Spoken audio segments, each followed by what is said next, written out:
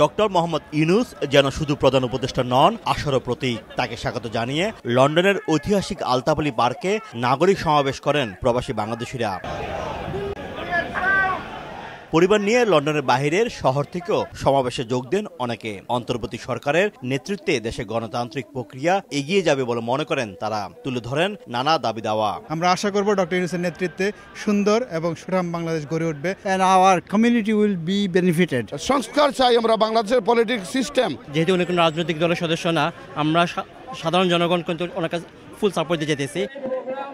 এদিকে আগামী জাতীয় নির্বাচনে পৃথিবীর বিভিন্ন দেশে কর্মরত ও স্থায়ীভাবে বসবাসকারী বাংলাদেশিদের ভোটাধিকার নিশ্চিত করার দাবিতে লন্ডনে সংবাদ সম্মেলন করেছে একটি সংগঠন। ভোটাধিকার, তারপরে প্রবাসীদের এয়ারপোর্টের নিরাপত্তা, তাদের সম্পত্তির নিরাপত্তা, এগুলোর ব্যাপারে প্রবাসীরা ওনার সাথে কথা বলতে পারবেন। আমরা চাই উনি যেন প্রবাসীদের নাগরিক অধিকার দেন, প্রতিটা এয়ারলাইন্স যেন সিলেটে নামতে পারে, এই সুযোগটা করে দেওয়ার জন্য প্রবাসীদের পক্ষ থেকে অনুরোধ জানাচ্ছি। উনি থাকুন আগামী 5টি বছর এবং আমাদের সুষ্ঠু ধারা একটি রাজনীতি পরিবেশ তৈরি করে দিন। এর আগে সকালে সেন্ট্রাল লন্ডনের ডরচেস্টার হোটেলের সামনে ব্যানার, ফেস্টুন ও ফুল নিয়ে জড়ো হয়ে ডক্টর ইউনূসকে স্বাগত জানান একদল প্রবাসী বাংলাদেশি।